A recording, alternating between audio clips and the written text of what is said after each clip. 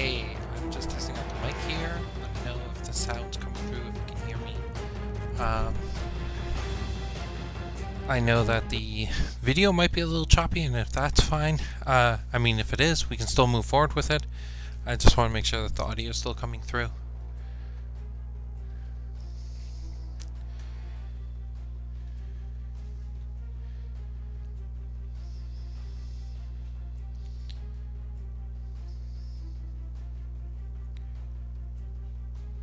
We're at a non-zero frames per second state.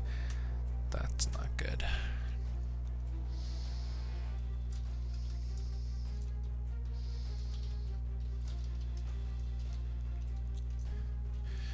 The problem was that there was a blackout.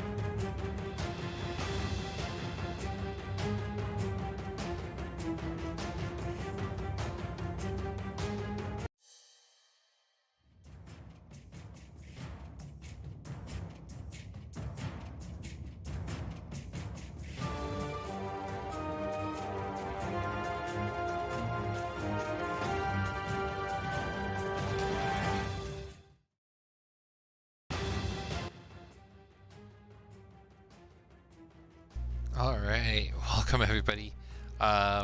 We are still trying to push forward with this and hope that everything works out. We'll see how it goes.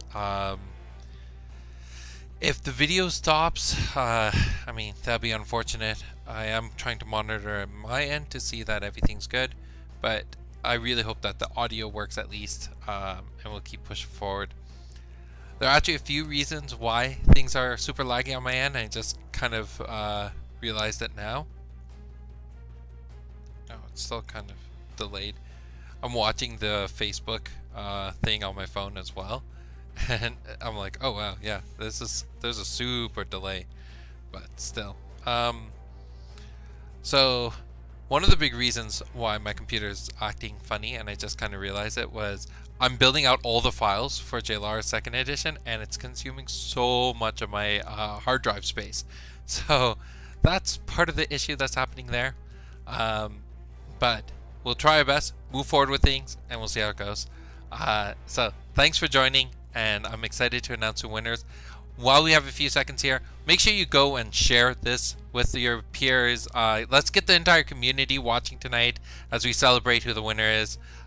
So if you get the opportunity, please share the video, and make sure you're chatting with me. I have the chat open. If you ever see me looking off to the side like this, that's because I'm checking out the chat and reading some of my notes. Alright, let's jump into today's presentation. So we're talking about designing and understanding play styles in your game. So at first, I know that this topic was primarily pitched so that we see how it applies to Genesis, but I wanted to make it a little bit more holistic and talk about TCGs in general, right? This is the whole entire point of these live streams, is to talk about designing specifically in the TCG space. I also want to give a shout out to my wife for creating this little headband for me, because now my headphones don't hurt the top of my head as much. So thank you. Alright. As always, before we jump into our talk, I want to talk about why I do these live streams. A big reason is to practice presentation. I think it's a big thing, especially nowadays when we're spending a lot of time in front of our computers doing meetings and presentations. You spend some time practicing being in front of a camera, looking at the light and not your screen, looking at writing notes, being a little bit more prepared. So I try my best to get a little bit better with each week, and I hope that it's being noticed and you're enjoying these presentations each week. The second big reason why I do these is to commit to connecting with the community. A lot of C's in that one. I know as companies grow, especially in the gaming space, we feel, as players, you feel very disconnected from the people who are actually making your game. We started with the intention to not do that, and I want to make sure that that's followed through in everything we do. So we want to make sure that we're emphasizing the grassroots movements, we're emphasizing the community that's growing the game, and we are spending the time to connect with that same community.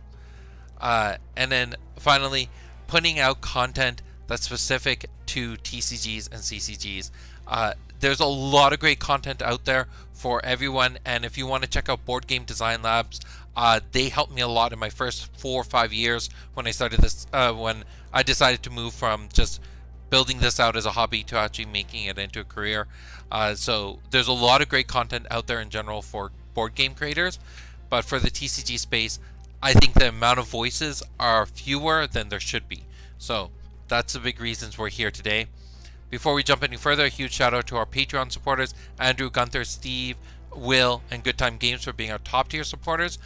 Next month, I'm really excited. We're going to be giving out that Birth of JLR promo, which looks absolutely amazing. The month after that is going to be Windslash, which is a really, really great card. So if you want to get that Windslash promo, make sure you're signing up to Patreon.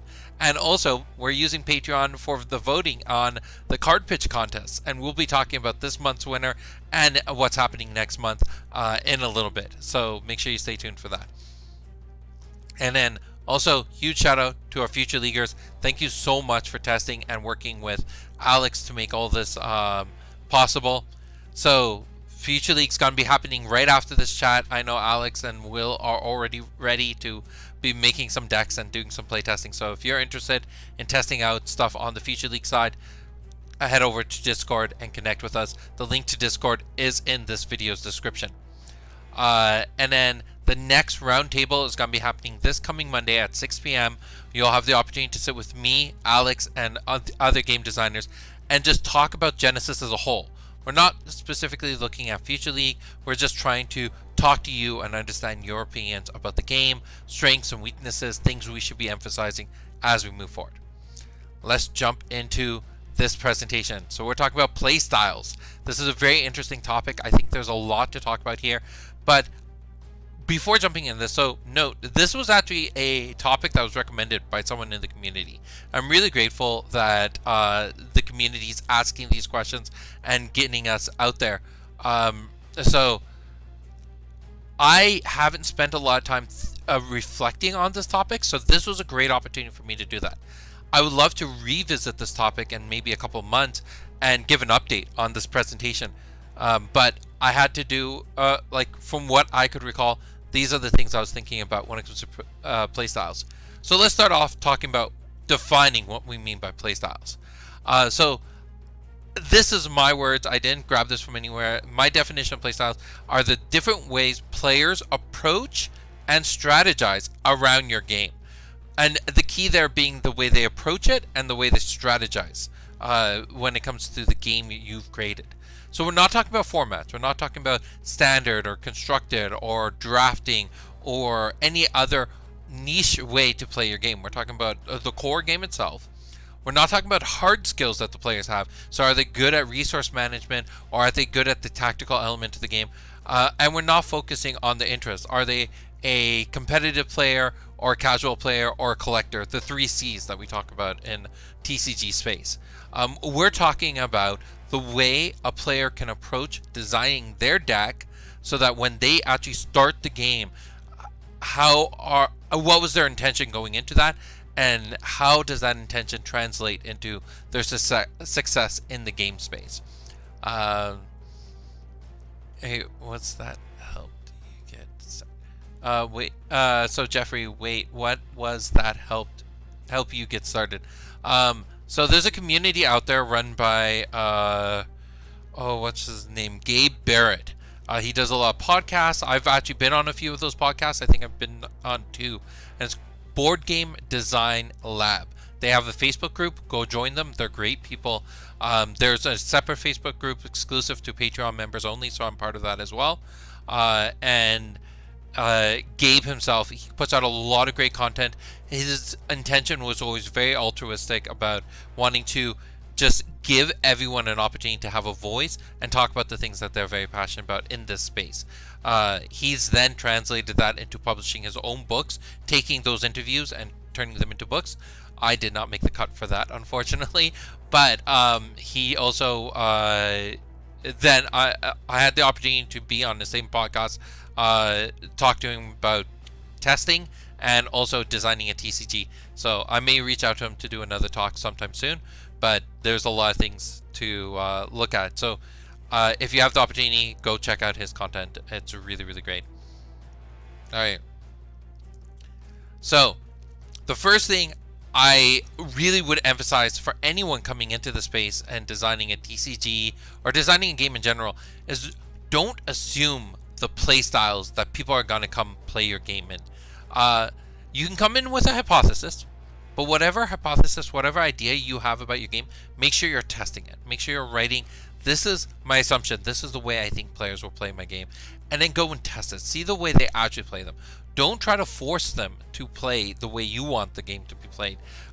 See what happens. So we had assumed, when I first designed this game, I had assumed people would be playing either a caster, a fighter, or a summoner. But that wasn't true at the beginning. The fighter concept didn't even exist at the beginning. There weren't enough cards to support the fighter methodology. And the casters weren't their own group. There's actually the caster summoner hybrid. And we talk about them, if you talk to Will or Alex in Metaplay, it's the Nubia hybrid deck is one of those stronger decks. But that's how it started. People played caster / summoners, and fighters were completely ignored. And this was okay. You cannot force your players to play your game a particular way. Once you start doing that, it takes a lot of the fun out of it, a lot of the exploration out of that game. So we let the players find these playstyles for us and name them. So there were no playstyles originally. The players later started finding the nuances and the different little styles. So we have the combo, the hybrid deck, the Nubia hybrid, but we also started seeing I think the first decks we started seeing were the a bit more of a swarmer style. Then we started seeing the monster decks come out, or the Titan decks, where they focus around one big summon and give it a lot of emphasis.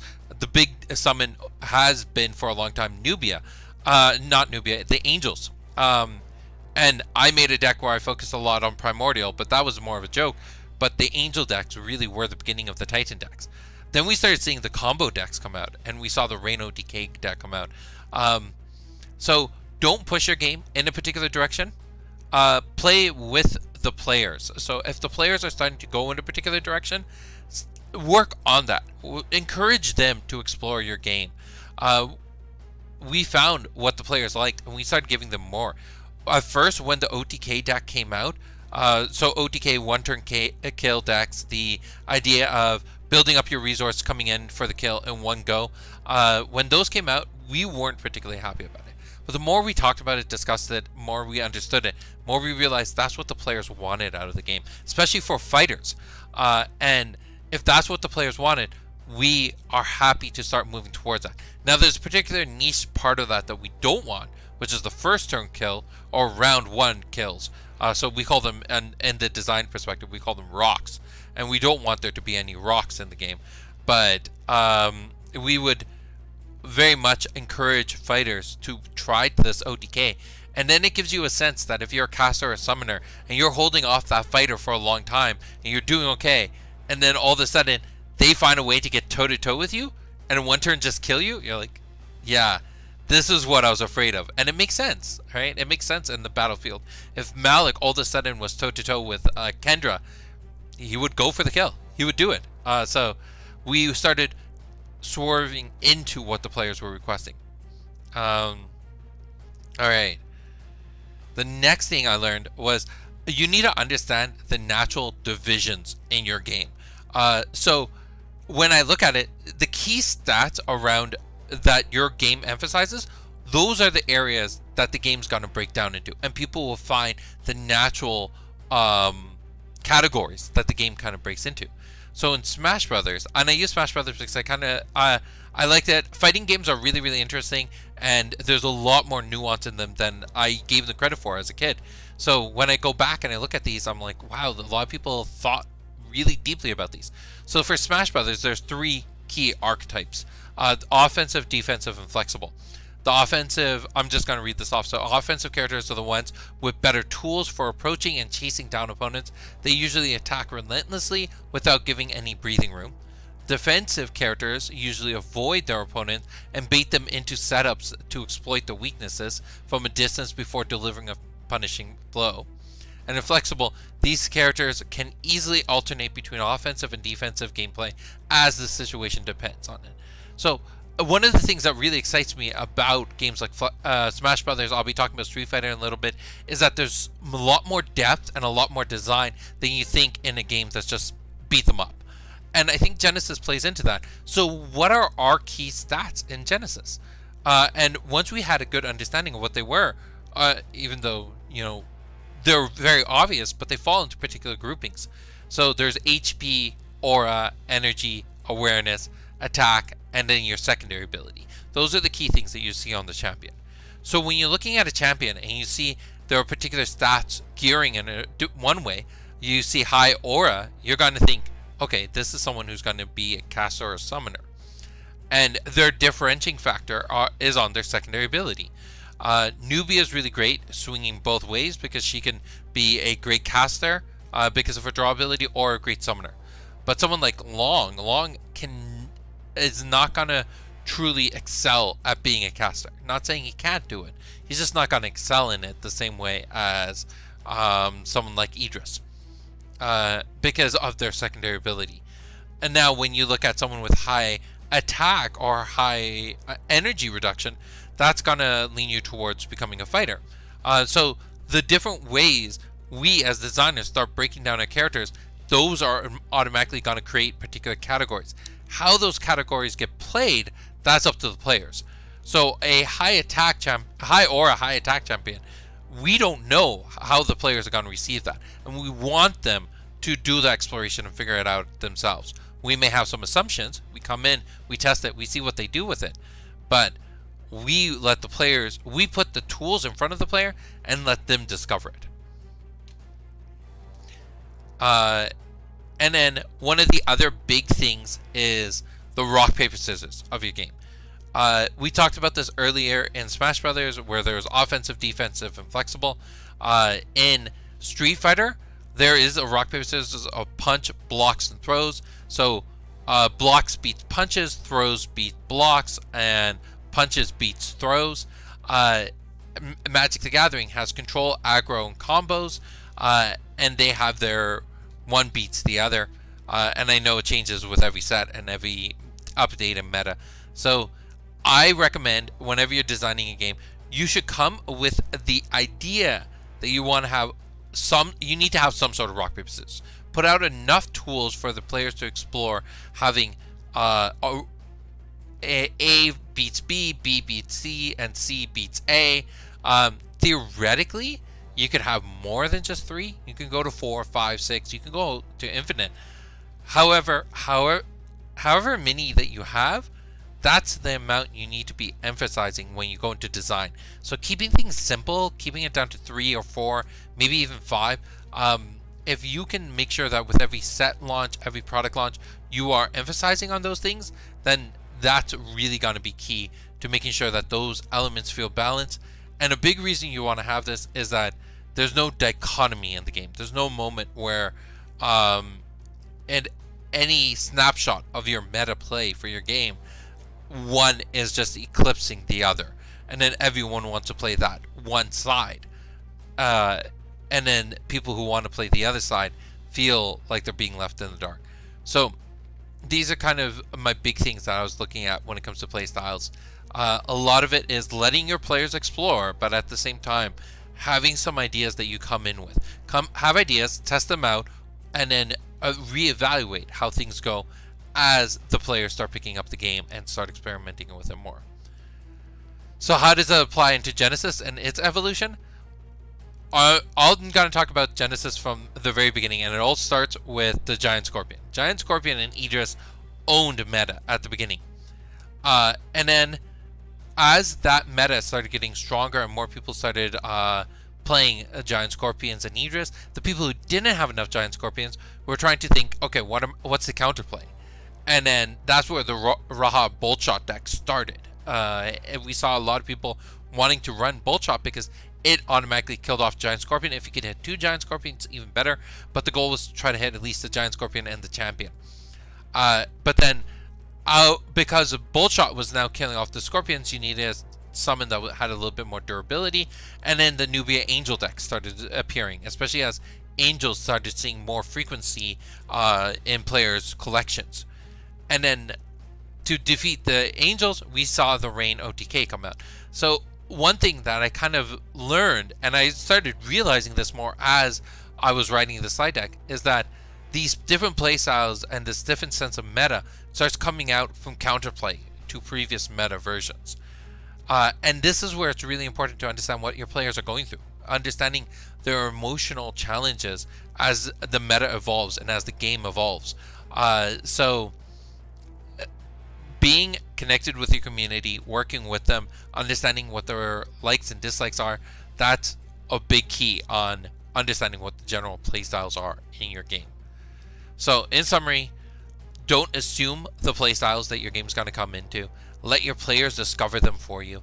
Understand the natural divisions in your game, so understand where your stats are and what the hypotheticals are, and test those. Don't assume them, right? And then make sure that there are at least 3 different playstyles in your game.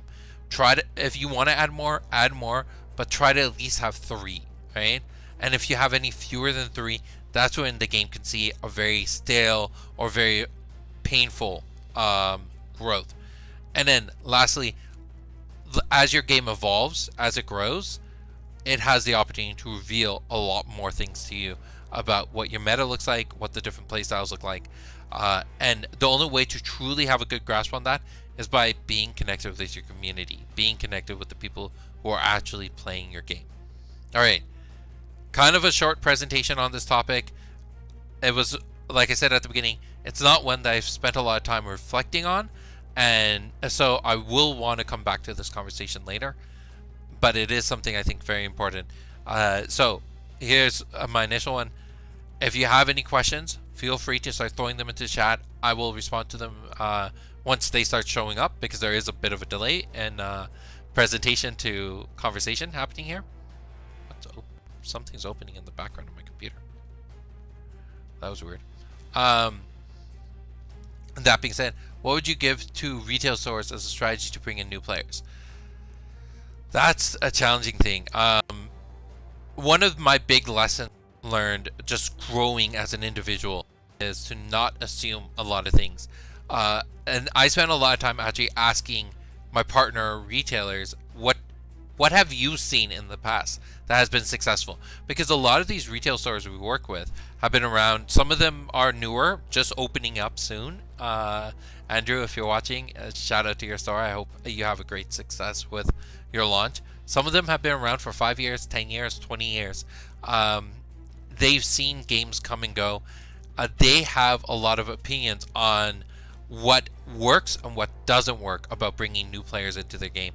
So they start giving me some ideas. Then once we test out those ideas, I've seen a lot of stores start giving me hypotheticals. Things like, why don't we try doing something like this? What about exploring something like that? And we test those things out, right? We test them in small groups. We give it out to different stores. And as we now have more and more stores working with us and we build those relationships, I want to be doing that more and more. I want to be talking to the stores about what works best for them, about growing their communities, growing the game in their space, right? And at the end of the day, a big thing I want to make sure is I'm not trying to tell them how to run their store. It's their store. It's their business. They should have a good sense of what they want to do and what works for them. And what works for one store doesn't work for another. Now, for the stores that aren't interested in that and want to just be told what to do all the time, it's definitely more challenging. And that's something that we're trying to figure out what a good process is. So as we grow, we'll see how things just kind of grow. Yeah, I can see that too on my end, that the video is getting choppy. Let me see if I can fix that.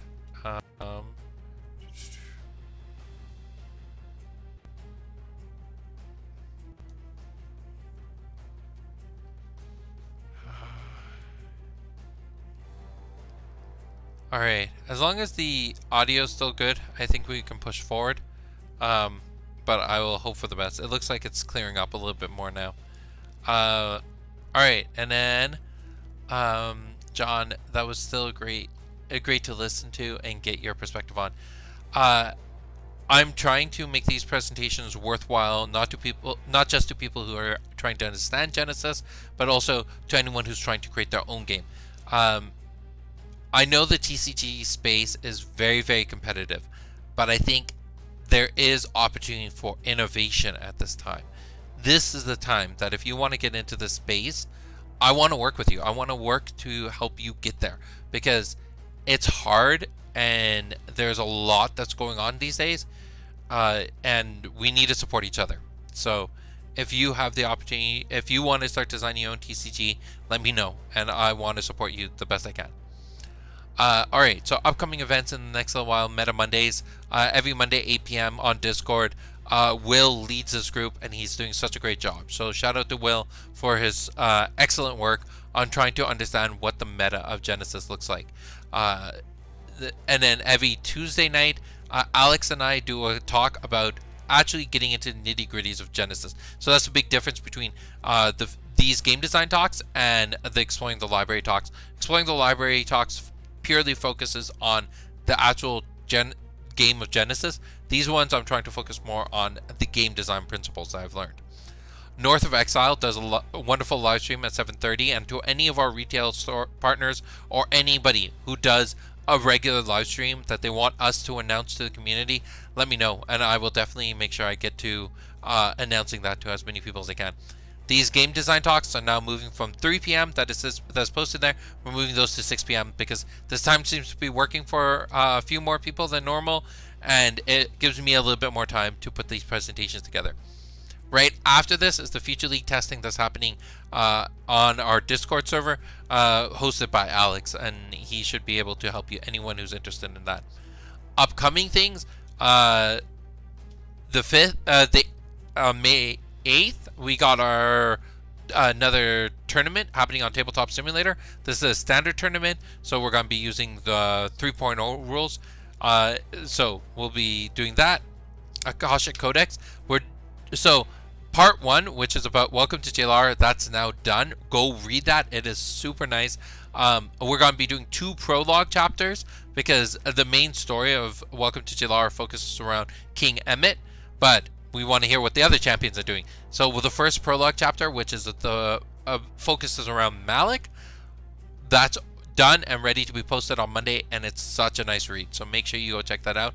Town Hall is happening on Monday as well at 6 p.m. And also, we're going to be doing our second round of the pitch contest. So let's talk about the pitch contest. Congratulations to Encased in Stone.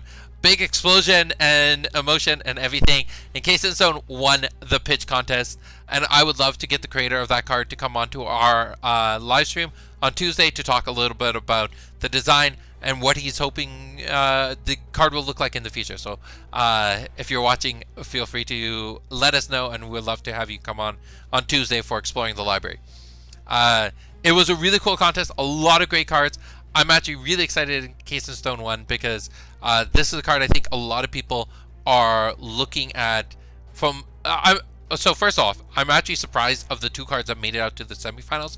That made it out to the finals because they're very similar and they're very alteration based, which is really cool.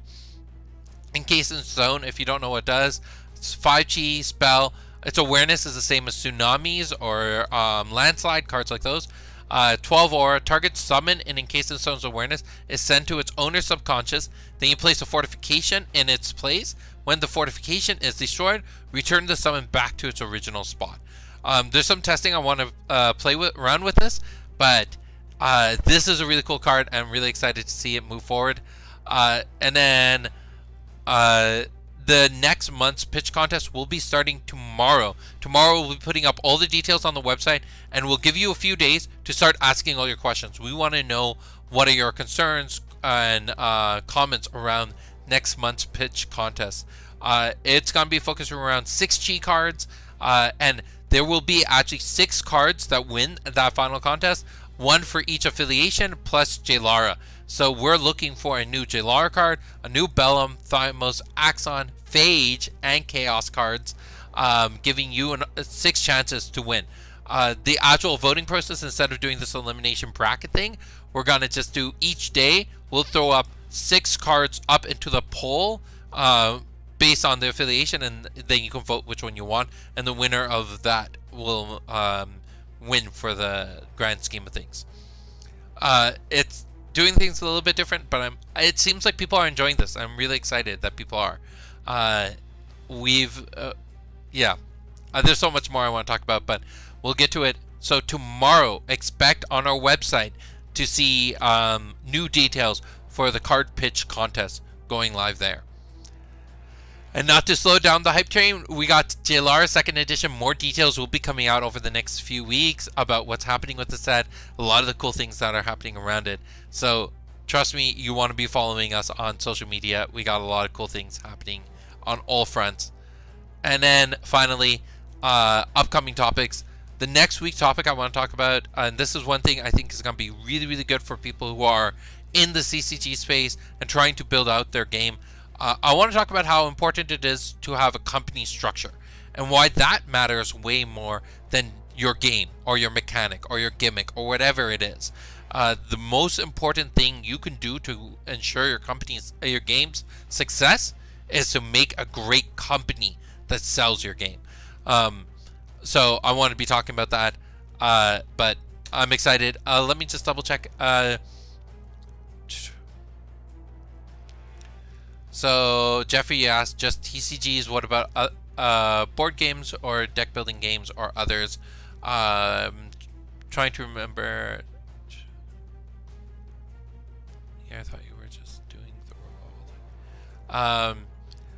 I don't quite remember what your context was about that comment, but my big focus, the reason why I don't want to talk or make claims about making board games or deck builders or any other game type is because I've never done them.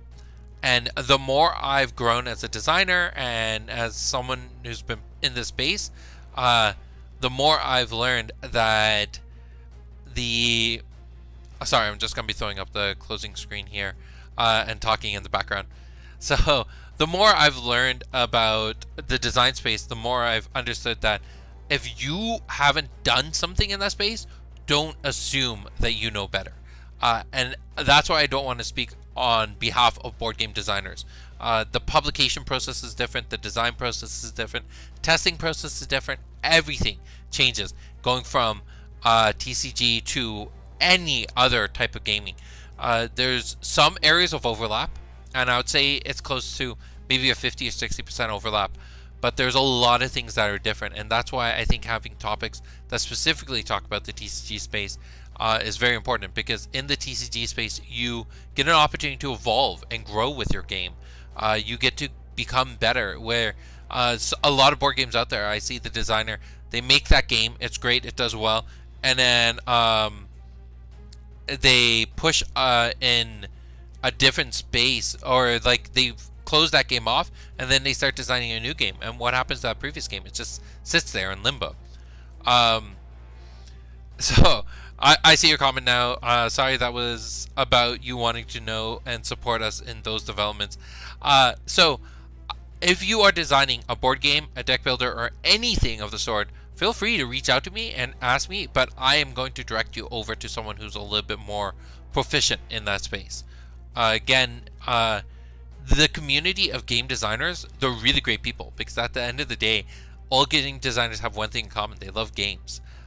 So, and people who love games tend to be really, really great people. So I would love to introduce you to a lot of the mentors I've had along the way, a lot of the communities I've worked with along the way, and get you the resources you need to grow in those type of game design. But I'm not that person. I'm not the person who specializes in testing board games, because I've never tested a board game. I'm not the kind of person who specializes in publishing a board game, because I haven't published one. So finding the right people in those spaces is very, very important. All right. So thank you everyone who's come out and watched. Congrats to the winner of the card pitch contest. I'll be making out more of a formal post in a little bit to announce that winner, and we'll go from there. So thank you everyone again, and I will talk to you next week. Bye.